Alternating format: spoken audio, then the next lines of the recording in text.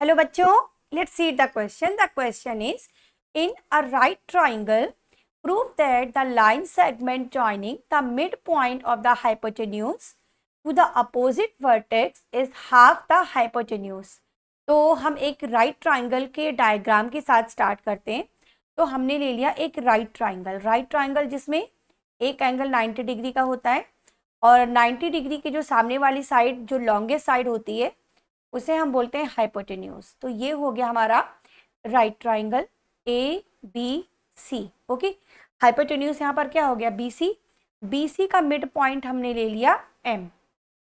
M is mid point. M is mid point of B C. तो यहाँ पर हमको प्रूफ क्या करना है, हमें प्रूफ ये करना होगा कि A M equal to half of B C. A को एम से ज्वाइन कर लेते हैं.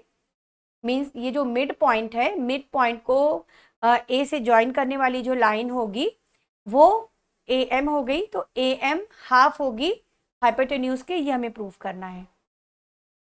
तो we have to prove here A M equal to half of B C. Okay, तो यहाँ हम थोड़ा कंस्ट्रक्शन की हेल्प लेंगे. हम क्या करेंगे, सी से जाती हुई एक लाइन बनाएंगे ए बी के पैरेलल. सी से जाती हुई एक लाइन हमने ले ली ए बी के पैरेलल और बी से जाती हुई एक लाइन ले ली ए सी के पैरेलल. ओके, इस तरह से. और इन दोनों का जो इंटरसेक्शन पॉइंट है उसे कुछ नाम दे देते हैं. उसे हमने नाम दे दिया सपोज डी. तो ये जो ए सी है ये सी डी के पैरेलल है, ए बी सी डी के पैरेलल है और ए सी बी डी के पैरेलल है. तो हमने क्या किया, हमने ड्रॉ किया C D parallel A B and B D parallel A C. तो अब हम यहाँ देख सकते हैं कि ए बी और सी डी पैरेलल हैं, ए सी और बी डी पैरेलल हैं. मीन्स अपोजिट साइड्स जो हैं वो पैरेलल हैं और अपोजिट साइड्स अगर पैरेलल हैं तो ए बी सी डी क्या हो जाएगा, पैरेललोग्राम हो जाएगा. ओके, अपोजिट साइड्स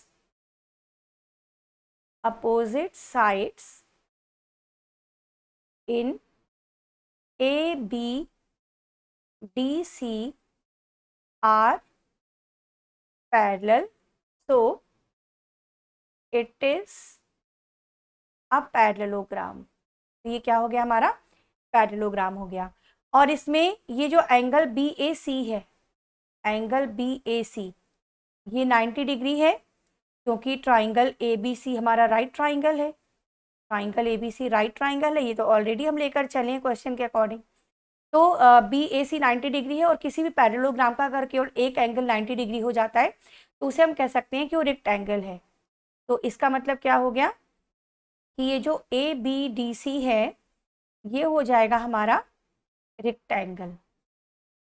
और रेक्टेंगल की प्रॉपर्टी होती है कि उसके जो डायगोनल्स होते हैं वो बराबर होते हैं और एक दूसरे को बाइसेक्ट करते हैं. तो ये बी सी हमारा डायगोनल है. ओके, बी सी डायगोनल है और एम है इसका मिड पॉइंट. मीन्स एम दूसरा डायगोनल जो ए डी होगा उसका भी मिड पॉइंट होगा. तो हम ऐसा करते हैं, एम डी को हम यहाँ से ज्वाइन कर सकते हैं अब, क्योंकि ए डी जो होगा वो दूसरा डायगोनल हो जाएगा हमारा और एम हो जाएगा उसका मिड पॉइंट. तो बी सी और ए डी हो गए डायगोनल्स. तो यहाँ पर बी सी और ए डी हो गए इसके डायगोनल्स. और डायगोनल्स जो हमारे होते हैं किसके, रेक्टेंगल के डायगोनल्स हमेशा एक दूसरे को क्या करते हैं, बाइसेक्ट करते हैं. And diagonals of rectangle are equal and bisect each other. तो ए बी ए डी और बी सी इक्वल हो जाएंगे. ए डी और बी सी इक्वल हो जाएंगे because diagonals of rectangle are equal. Rectangle के डायगोनल्स इक्वल होते हैं और ये एक दूसरे को बाइसेक्ट भी करते हैं. बाइसेक्ट करना मीन्स एम दोनों ही डायगोनल्स का मिड पॉइंट हो जाएगा. ओके, जब एम दोनों डायगोनल्स का मिड पॉइंट हो जाएगा मीन्स एम मिड पॉइंट हो गया ए डी का. M is mid point of A D. M is mid point of AD, क्योंकि diagonals of rectangle bisect each other, वो दोनों एक दूसरे को बाइसेक्ट भी करते हैं। ओके, तो ये इसका जब मिड पॉइंट हो गया, तो अगर MAD का मिड पॉइंट है तो AD को हम 2AM लिख सकते हैं। तो we can write AD as 2AM। तो इसको इक्वेशन 1 मान लेते हैं। यहाँ पर हम AD की जगह क्या लिख दें, 2AM लिख दें। तो देखिए क्या हो जाएगा, फ्रॉम इक्वेशन